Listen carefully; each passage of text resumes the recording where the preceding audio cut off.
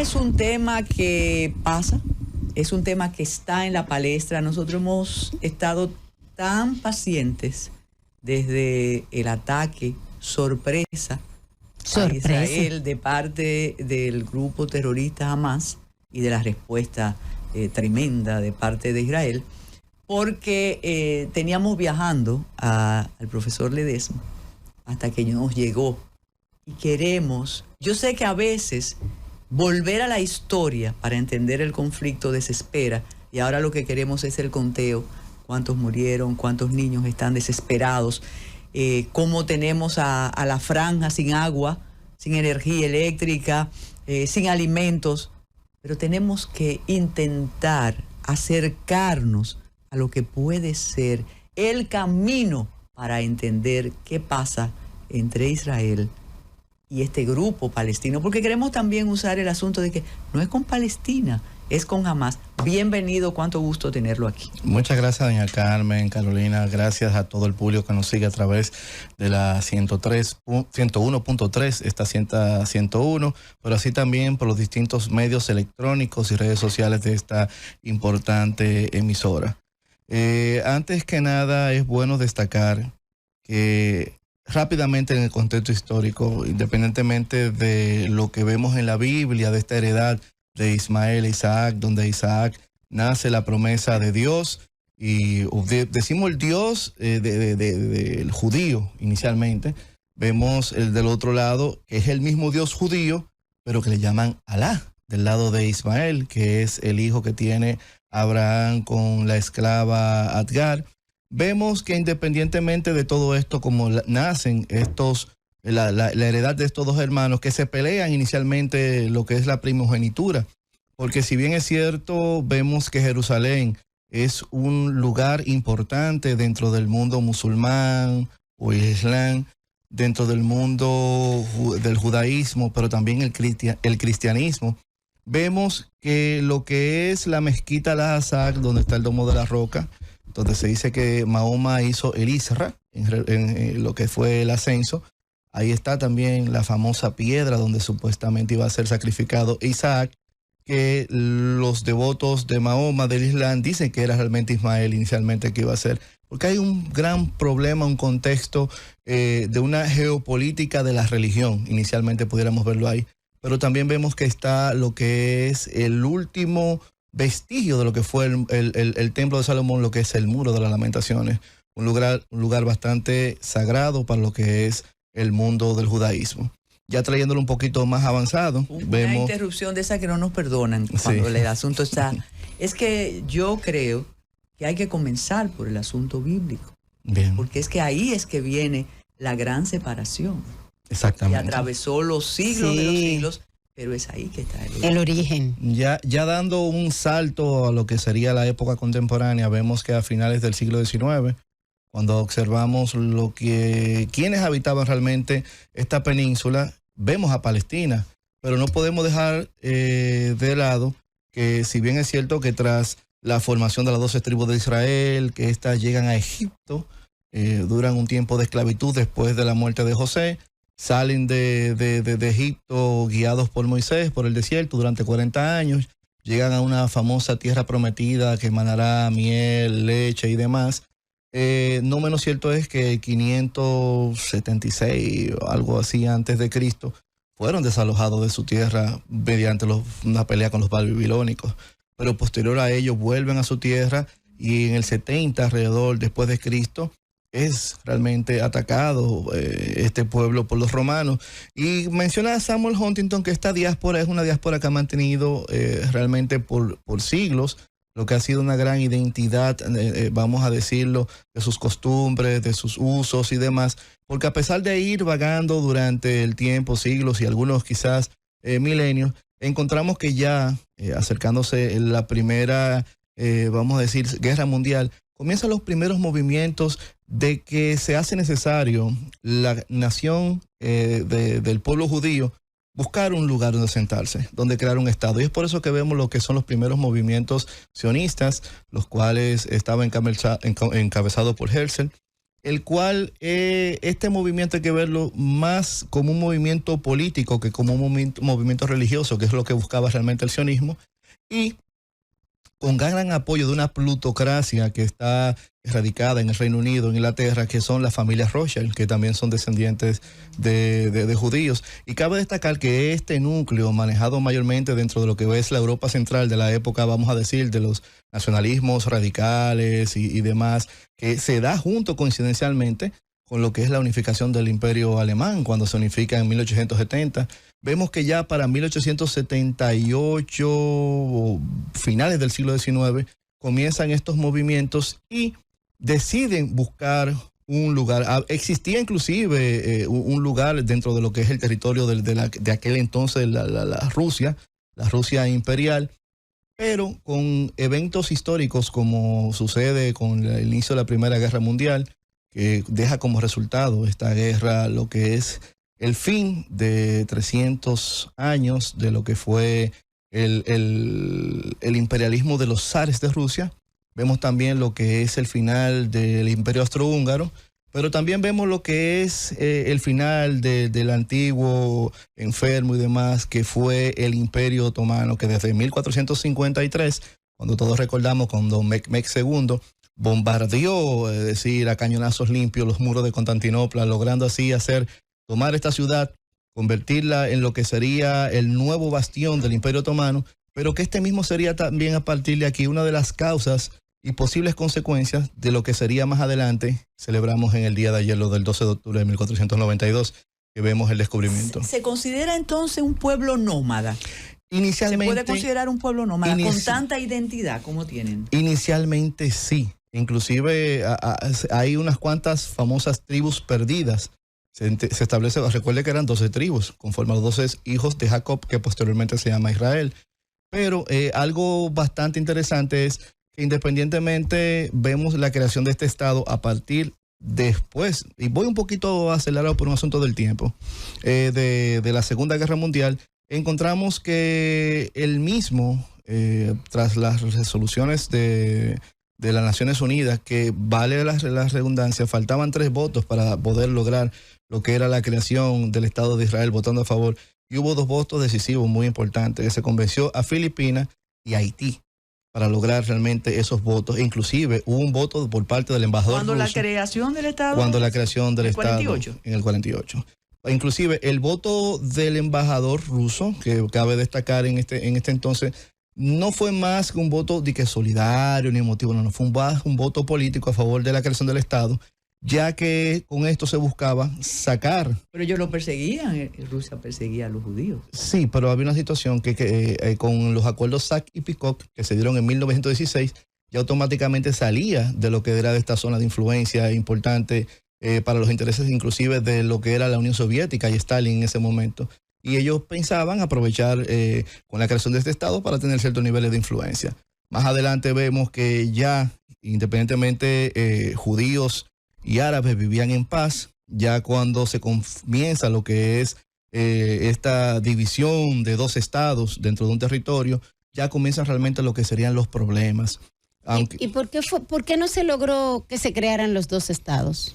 Y terminó nomás creándose el Estado de Israel y no terminó lográndose el Estado palestino. Hubo inicialmente desconocimiento de una parte del otro. El mismo Estado de Palestina se negaba a aceptar lo mismo. Esto también crea cierta dificultad. Los mismos judíos empiezan también a desconocer a sus vecinos. Y esto es lo que realmente trae este inconveniente que viene pululando a través del tiempo hasta el día de hoy. Que cabe destacar que aunque no es bueno tampoco decir que Hamas está desconectado de Palestina, pero es una parte radical de este grupo, porque si bien es cierto estaba la OLP con Yasser Arafat, que era la organización de liberación de Palestina, sí, era menos radical el momento de independencia referente al mismo. ¿Se pueden considerar fundamentalistas? Se puede considerar a más fundamentalistas desde el punto de vista que ellos no aspiran solamente a una salida de Israel y una independencia de Palestina, es decir, volver a adquirir su territorio, sino que también ellos aspiran a la eliminación o borrar a Israel de la faz de la tierra, como dice en su constitución. ¿Por qué dice los vecinos usted cuando habla del territorio? ¿Y por qué la repartición inequitativa de ese territorio. Digo vecinos porque inicialmente cuando comienza el siglo XIX, comienzan oleadas de pequeños colonos, grupos de colonos. Ya con los acuerdos Sykes-Picot, que esa zona era de una zona de influencia por parte del Reino Unido, no se le permitía el acceso. Inclusive, pasada la Segunda Guerra Mundial, había momentos que hasta se le deportaba nuevamente a los especies, porque si bien es cierto, estuvo Auschwitz como un lugar de asentamiento y un lugar, dígase, esa cárcel que ha sido de judíos, no menos cierto que esa cárcel continuó después de la Segunda Guerra Mundial, porque estaban los judíos sin lugares, sin espacio. Ahora, cuando comienza el proceso de entrada de ellos, que inclusive fue un proceso agresivo, cuando revisamos la historia encontramos que los judíos comenzaron también a hacer procesos de rebelión y una especie de actos que pudieran considerarse terroristas en el sentido porque hubo estallido, hubo ataques. Pero el territorio concedido, cuando toda la lucha de Teodoro Herzl, de David Ben Gurión, ¿fue con acuerdo de los palestinos? No, recuerde que fue a través de una división por la resolución de las Naciones Unidas en 1948, exacto, de cual había inclusive el año anterior había decidido salir el Reino Unido e Inglaterra de esa zona. Se reconoce la creación de 2 estados. Esto automáticamente trae problemas entre el mundo árabe y los judíos. Con una decisión de un organismo internacional. De un organismo internacional, pero en ese momento eran 2 estados. Entonces, ¿cuándo es que se da el quiebre y solamente queda un estado? No, porque lo que sucede es que al desconocerse uno con el otro, porque Palestina no reconoce automáticamente esa resolución, y hay un problema en la comunidad internacional. Inclusive hay que reconocer que hubo presión por parte del presidente Truman para que se reconociera el mismo y se reconociera la parte de Israel. Israel es prácticamente, vamos a decir, un protegido de Occidente. Inclusive, claro, estamos hablando que hay grandes analistas geopolíticos que establecen que Israel, así como Taiwán es un portaavión, en Formosa se habla que el Estado de Israel es una especie de portaavión para Occidente, para manejarse de todos los aspectos geopolíticos. ¿Por qué logra Israel eso? Aparte de que sabemos cómo se comporta ese capital judío. ¿Por qué lo logra y los otros no? Recuerde que cuando nace Wall Street desde la City de London, son capitales judíos que salen desde la City de London hacia Nueva York, porque lo que se especificaba en la esfera geopolítica era que ya Inglaterra dejaba hacer el control geopolítico y que el mismo iba a pasar de una manera continental. Teníamos de un lado la Rusia imperial y de otro lado una nación que venía en constante crecimiento como eran los Estados Unidos. Por eso se mueve ese capital allá. Ese mismo capital es controlado por parte de plutocracias del momento, como la familia Rothschild, que intervienen en muchas independencias del lado de acá, que en el fraccionamiento de lo que son las América Latina, e inclusive trabaja con capital dentro de lo que es la creación de ese mismo Estado de Israel, porque estamos hablando de un movimiento político que es el sionismo, más que un movimiento religioso, fue un movimiento político que buscaba que quería realmente colocar. Se pensó en África, se pensó en Europa Central, se pensó inclusive en parte del territorio ruso, pero por la importancia política e inclusive la importancia religiosa de Jerusalén, se determinó realmente que el pueblo judío estuviera, el Estado judío dentro de esa misma zona. Además de la importancia del capital, ¿podría ser también por el hecho de convertirse en una especie de Estado pivote, si se ve desde el punto de vista geopolítico? Pudiera verse así, pero realmente inicialmente no. Aunque fuera haciendo el paralelismo con Taiwán. Exactamente, pero no, porque independientemente de todo, de la buena relación que hay con Occidente, hay que ver que también es una forma de fortalecer a un aliado tan importante como es el pueblo judío. Recuerde que también dentro de Estados Unidos las grandes capitales son judíos.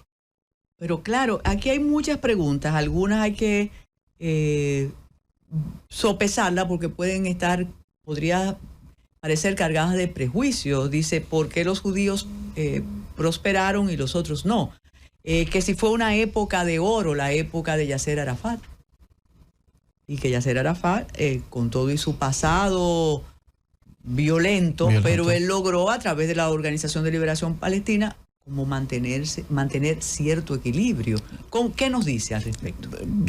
Independientemente, cuando vemos los inicios de Arafat, todos sabemos que fue un poquito violento, pero pudo hacer como una especie de transformación con el tiempo. Inclusive se volvió más diplomático y más político. E inclusive hay que recordar los acuerdos de Oslo, que se firman con la administración del presidente Clinton y que posteriormente, para principios del siglo XXI, creo que si mal no recuerdo, 2005, el mismo Netanyahu es que realmente rompe con lo mismo y de manera sarcástica dice, bueno, independientemente rompamos con esto, vamos a contar como quiera con el apoyo de Estados Unidos, para como sabía que son como una especie de niña bonita Estados Unidos, porque hay que ver algo importante. Y no cuidan el lenguaje, no, están diciendo cada uno es de espanto, parece como que no puede ser así. Y es bueno aclarar que uno no quiere hacer maniqueísmo, uno quiere acercarse a hacer un análisis lo más verídico posible y desde el punto de vista de lo que uno entiende. Esto no es realmente ni condenando a uno ni beneficiando a otro, porque a veces se entiende, cuando uno a veces fija posiciones dentro de un análisis, entienden que uno pudiera estar un poquito prejuiciado. Nosotros vemos desde el punto de vista seres humanos, porque es más la población civil de parte y parte la que sufre, lo que hemos visto a partir de este pasado fin de semana, pudiéramos decir que es totalmente causa estupor. Independientemente si pudiéramos creer el asunto de la noticia de los niños decapitados, vamos a darle el derecho a la duda porque inclusive la Casa Blanca desmintió, retractó. Pero no menos cierto que hubo acciones de violencia a la población civil, no menos cierto que hubo asesinato a poblaciones civiles. Lo peor, Pedro, sería que se sumaran los distintos estados y entonces estuviera como el eje, como la gran alianza, que se sumara este grupo con los palestinos y este grupo con los israelíes. Eso sería lo peor. Eso es lo que se está vislumbrando, porque si bien es cierto, hay que aclarar que a partir del año 2020, con el inicio de lo que fue la pandemia de COVID, fue un proceso de aceleración de muchos procesos geopolíticos que se venían dando.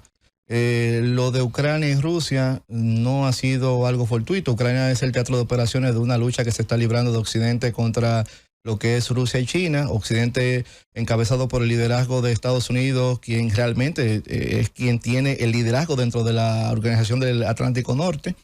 Vemos que estos conflictos que están activos, porque si bien es cierto, estamos viendo el caso de hoy de Israel-Palestina o Israel-Hamas, no menos cierto que hace una semana y pico estábamos hablando de Armenia y Azerbaiyán, que es un conflicto que viene dándose no del actual siglo, sino desde el siglo pasado.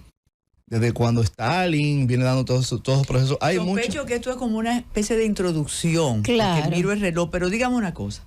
¿Cómo ha podido armarse Hamas para enfrentar a Israel, que cuenta con uno de los ejércitos más poderosos y más sofisticados? Y el organismo de inteligencia Mossad, referencia global. ¿Cómo lograron? Esa es la gran incógnita que existe desde el sábado. Porque cuando usted ve el Mossad, cuando usted ve el MI6, cuando usted ve la CIA, que le hayan pasado esa actividad por debajo de la mesa, que no se haya visto un movimiento de armas, de misiles, que hay varias teorías. Dice Marcelo Gullo, profesor de Ciencias Políticas argentino, que la esencia de las ciencias políticas, o la esencia de la política, mejor dicho, es la conspiración.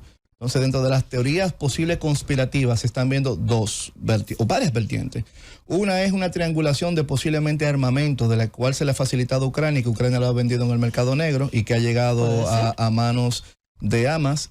La otra es que tanto Rusia como China han fortalecido e Irán a este grupo para realmente crearle problemas a Estados Unidos de una manera de tener moneda de cambio para negociar lo que sería en la posible salida dentro de lo que sería el conflicto ucraniano. La otra teoría que se está teniendo, recuerde que el primer ministro Benjamin Netanyahu a principios del año 2020 tenía como unos problemas internos, claro, inclusive tenía y serias acusaciones de posible acto de corrupción. Sí, tuvo protestas incluso. Exactamente, que la misma no pudo realmente terminar por el asunto del COVID, que después salió del poder y que regresa, que podemos ver que en los últimos 4 años ha habido problemas para elegir contundentemente un primer ministro dentro de Israel. Hay muchas teorías de las cuales que se pueden ver, inclusive esta, que la última menciona que es una manera de tratar de unificar, como él tiene un problema interno dentro de Israel, lo que sería la nación de Israel, la nación judía alrededor de él, como un enemigo identificado, como lo que menciona Samuel Huntington en su libro de Quiénes Somos, donde ha sido una fortaleza de Estados Unidos. Pensando en la película, usted verá. Exactamente. Claro, volvemos a decir, todas son teorías sabidas por haber, porque sorprende que uno de los servicios de inteligencia más importantes del mundo le haya pasado esto por debajo de la mesa. Yo tengo una pregunta, profesor. Y discúlpeme, que supuestamente también la inteligencia egipcia le avisó a Netanyahu de lo que se estaba desenvolviendo. Y es algo similar a lo que pasó a la guerra de Yom Kippur, que a Golda Meir se le informó y no tomó en cuenta, descartó que o le restó importancia al mismo y de repente le explota esa granada. En una fiesta al amanecer, mire qué cosa. Profesor, ¿y quién gana con este conflicto? Bueno, yo creo que perdemos todo. Alguien gana siempre. Bueno, de ganar se podría decir que gana lo que en 1957 mencionó el presidente Eisenhower, la famosa industria armamentística militar, que es la que realmente se beneficia de todos estos conflictos, que es como el dueño de la funeraria, que no quiere que se muera nadie, pero como quiere que su negocio prospere. Entonces, con esto desde 1957, vemos que todos estos conflictos que se mantienen activos en el mundo tiene que ver realmente esta industria armamentística militar que realmente ha perjudicado ciertas democracias y que se está viendo como poderes geoeconómicos como el G7 están cayendo por debajo frente a los BRICS. En los años del siglo XXI, a pesar de que hay toda una retórica que dice que vivimos en paz, que es donde menos conflictos se han escenificado, luce, y yo sé que es muy atrevido, que los organismos internacionales sirven para poco, que la comunidad internacional realmente está compuesta por unos burócratas muy amantes de la buena vida, y es peligrosísimo porque no hay arbitraje. Incluso siempre repito que en otras épocas el liderazgo del Papa era importante, aunque tú no fueras creyente, no fueras católico, pero el liderazgo del Papa como jefe de una grey y jefe de Estado, si él decía algo, bueno, sentaba a los contrarios alrededor, aparte de las complicidades que hubo precisamente en la Segunda Guerra Mundial. De León. Sí. Papa León XIII. Sí, eso fue una cosa. Entonces, ¿qué piensa usted? ¿Quién puede sentar? Lo que pasa es que aquí están pensando en lo de Haití. No, quítese eso. ¿Quién puede sentar a esta gente para conversar? Y si son tan malos unos y tan buenos los otros, y esa división, esa dicotomía, no, es el grupo Hamas, los palestinos no quieren esa guerra. ¿Qué nos dicen? Bueno, como hemos visto últimamente, el organismo por excelencia debería ser Naciones Unidas. Pero Naciones Unidas ha tenido problemas en el 99 con los ataques por parte de la OTAN dentro de lo que fue Kosovo. Vemos también los problemas que vieron en el 2003, posterior a lo que fue el ataque del 11 de septiembre, que se decidió entrar a Irak a pesar del Consejo de Seguridad Nacional no dar un visto bueno al mismo, que ha sido la excusa por parte de Putin de la acción, operación militar, de invasión, del conflicto, como él quiera llamarlo, de Ucrania, que realmente él dice, pero bueno, estos entraron porque yo no voy, es lo mismo que estoy haciendo. Son elementos que ha llevado el decreto y quizás algunos analistas dicen que es por el asunto de la influencia económica que tiene el mismo Estados Unidos dentro de este tipo de organismos internacionales, de familias como los mismos Rockefeller, que eso ha permitido que ciertas decisiones no sean tomadas con cierto respeto dentro de lo que es anarquía de lo que son las relaciones internacionales y el orden internacional. Veo que aquí debe jugar un papel importante China. China se le ha criticado por no haber emitido un juicio contra Hamas, los ataques. Pero si usted va a servir de árbitro mediador, yo no puedo opinar ni a favor de uno ni del otro.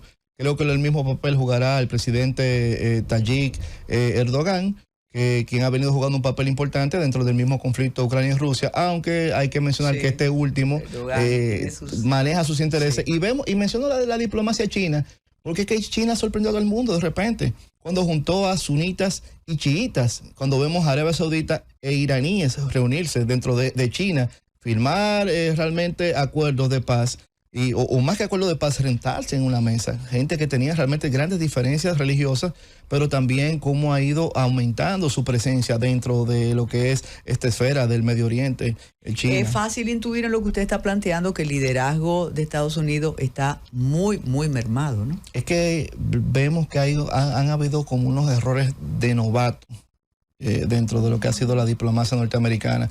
Hay que recordar que el presidente Biden fue el vicepresidente del presidente Obama en el año 2007, específicamente cuando se da el Euromaidán, cuando se da un sinnúmero de eventos que conllevan inclusive en ese mismo año 2007 a un Vladimir Putin que estaba loco por ser OTAN, que estaba loco por ser Unión Europea, que él había abierto parte de su terreno para que pasaran, para que entraran a Afganistán. Vemos que en la conferencia de seguridad nacional que se da en Múnich de 2007, vemos un Putin que se raja las venas. Un Putin que habla de lo primero que habla es que no puede seguir la hegemonía de Estados Unidos, pero también habla de que tiene que haber una multipolaridad, que es lo que estamos viendo hoy como tema que se da. Y eso es lo que vemos, es el gran manejo de esa diplomacia china que ha sabido imponerse. Estamos hablando más que un país, una civilización de 5.000 años alrededormente, que ellos ya han aprendido de sus errores del siglo XIX, cuando se le impuso el famoso siglo de la humillación, y que ellos realmente saben que necesitan para alcanzar el poder y que tienen lo mejor del mundo que no tenemos los occidentales, que saben esperar, porque la cuestión de ellos no es para 5, ni 4, ni 10 años, ellos saben esperar a 100, a 200 y hasta 500 años. Y tienes reverencia por la edad y por la experiencia. Y existe la meritocracia. Exacto. Bueno, nosotros vamos a esperar una segunda parte de esto. No, definitivamente. Yo Claro. creo que esta ha sido la introducción. Sí. Muchas gracias. Nos vamos a comprometer, mire que nos hizo sufrir, porque Sí. desde México aquí la ruta, hay menos entaponamientos. Que lo que hay en la llegamos más 27, rápido de rápido. México aquí que de Santo Domingo Norte acá. Bueno, se nos quedan muchas preguntas, pero agradecemos su tiempo y esto es una introducción. La semana Definitivamente. próxima lo tendremos a usted a mitad posiblemente de semana y esperemos más ataques y esperemos más inclemencia. Así cortito, ¿puede seguir esa diferencia en la medida que las muertes se multiplican de eso es el grupo terrorista y los palestinos no tenemos nada que ver con eso?